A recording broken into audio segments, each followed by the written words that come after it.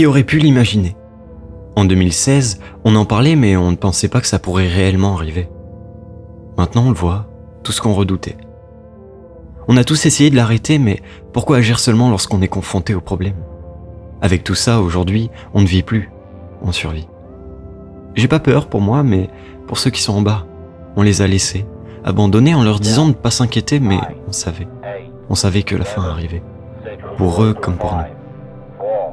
Alors, on a embarqué en nous disant qu'il y avait une issue plus loin. Puis, nous voilà, toujours plus loin, sans nouvelle solution, accrochés à notre paquebot. Ici aussi, les gens meurent et l'espoir s'efface de plus en plus. Hier, certains sont même devenus fous. Ils voulaient prendre les commandes pour être maîtres de leur destin. Je me dis que finalement, j'aurais peut-être dû rester là-bas. J'ai quitté mes amis et de la famille en admettant que ma vie avait plus de valeur que la leur, mais au final, à quoi bon? Je me souviens du moment où papa est venu me réveiller, le 5 mars 2036. Maman m'attendait déjà dans le salon, plongée dans une profonde inquiétude sans savoir comment la vaincre. Ils m'ont dit de préparer un sac avec de quoi s'habiller pour quelques jours. Je me souviens de ne pas avoir tout de suite compris ce qu'il se passait, mais j'obéissais quand même à ce qu'on me disait car je savais que c'était important. C'est quand mon père m'a dit que je ne devais en parler à personne que j'ai compris. C'était un aller sans retour. Tout ce qui composait notre monde jusque-là était sur le point de s'effacer. Je me rappelle avoir regardé attentivement tous les petits détails de notre maison pour essayer de m'en souvenir le plus longtemps possible. Au moment de partir, j'ai pris la seule photo de mon meilleur ami qui était accroché dans ma chambre.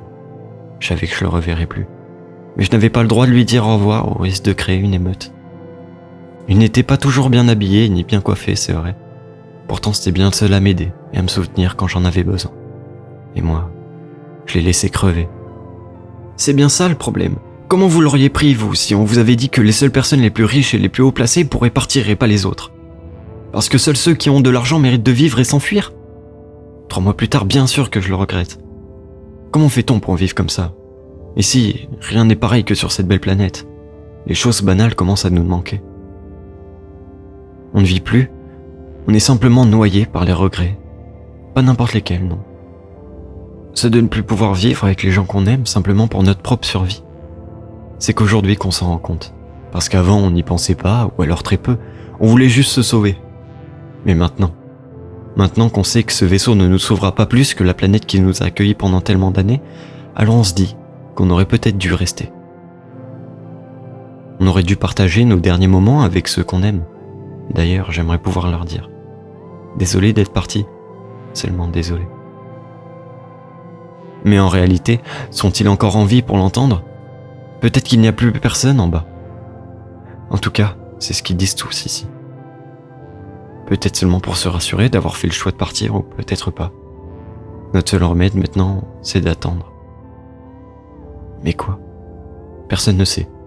Mais depuis là-haut, le temps ne peut nous servir qu'à revivre les belles images de notre passé et à imaginer une solution qui semble ne jamais arriver.